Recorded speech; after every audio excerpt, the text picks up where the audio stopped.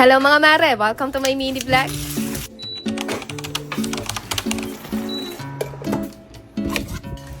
Magandang araw mga mare. Ito yung kadalasang ganap namin tuwing umaga pagkakaalis ni ate at kuya. Nagkakape-kape lang kami dito sa sala habang nakikipaglaro dito sa batang maliit. Ayan at napagdiskitahan na naman nga niya yung tripod ko at pagpasensyahan nyo na pala kung medyo madungis pa ang bata at hindi pa nga yan nakakaligo. Nanonood siya ng TV dyan habang kumakain at ayan na nga pala yung update sa mata niya. Lumabas na talaga yung pigsa or kulitive ba yung tawag dyan. Sinasabi niya nga din sa amin mga mare na makati daw yung mata niya pero maigi na lang at masigla pa rin naman siya at magana pa rin kumain. Makulit pa rin naman kahit merong nararamdaman at napakamasiyahin pa rin. Hi ka muna. Hi.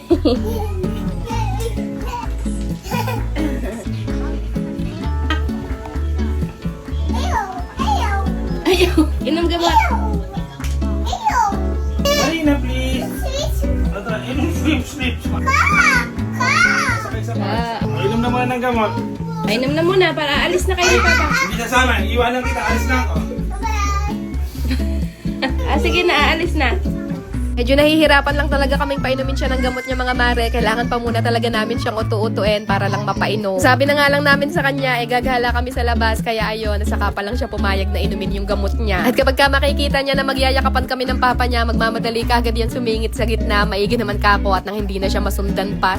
Para naman sa tanghalian namin mga mare, magluluto lang ako ngayon ng garlic buttered shrimp at gagawa lang din ako ng apple cucumber salad. Ganyan ako maglinis ng hipon, ginugupit ko na yung mga galamay tsaka yung batok para hindi na mahirapan magbalat si ate at kuya. Medyo matrabaho lang talaga siya linisan mga mare pero napakabilis niya lang naman lutuin. Parang nasa 15 minutes ko lang yata yan niluto dyan. Ayan at pinainit ko na rin yung kawali tapos nilagay ko na rin tong butter. Hininahan ko lang muna yung apoy dahil hindi pa pala ako nakakapaghiwa ng bawang. Simple lang naman ako magluto ng garlic buttered shrimp mga mare. Nagigisa lang ako ng bawang sa butter tapos nilalagyan ko lang yan ng ketchup, toyo, tsaka oyster sauce. Tapos tinitimplahan ko lang yan ng paminta tsaka asukal. Then hinahalo-halo ko lang hanggang sa mag-combine na sila lahat. Kapag ka nahalo ng maigi, nilalagay ko na rin yung hipon at kapag ka nag-iba na yung kulay niya, pinapatay ko na rin kagad yung apoy. Mga more or less 15 minutes lang yata, natapos na rin ako kagad magluto tapos nagsalang na rin ako nitong itlog at ipanghahalo ko nga yan sa gagawin kong salad. Dito naman nga sa salad mga mare, gumamit lang ako dyan ng isang buong pipino, tinanggal ko lang din yung buto para hindi siya magtubi. Tapos kalahati lang nitong mansana, siniwa ko lang yan ng pa-cubes or pa-square pa yan. Tapos naglagay lang din ako dito ng isang medium size na white onion tsaka 2 pirasong kamatis. Tinanggal ko lang din yung buto ng kamatis mga mare tapos naglagay din ako dyan ng 4 na kutsara nitong sweet corn pero optional lang naman to. Tapos sa sauce naman, pinagsama-sama ko lang dito tong mayonnaise, etong condensed milk na konti na kaya sinaid-side ko na lang. Then etong sesame oil, paminta, tsaka asin. Nalimutan ko pa pala yung 2 pirasong kalamansi kaya yun at hinabol ko na lang at sa measurement naman mga mare, tansya-tansya lang yung ginawa ko dyan. Kayo na lang ang bahalang tumimpla, depende sa panlasa nyo tapos ibuhos lang natin yan lahat dito. Ang totoo niyan, first time ko lang din talaga gumawa nito ngayon mga mare at napanood ko lang din naman to kagabi sa FB kaya yun at ginaya ko lang din. Limutan ko na nga din na ihalo yung nilagang itlog na alala ko na lang nung tapos na kaming kumain.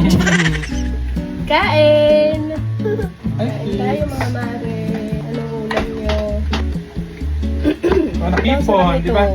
Try nyo rin Hipon. to. Yummy. Yummy. Eh? Himay-himay lang.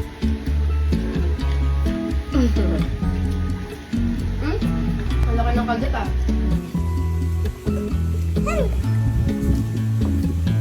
Corn.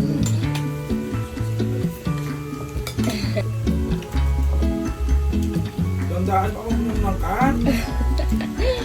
Gandaan.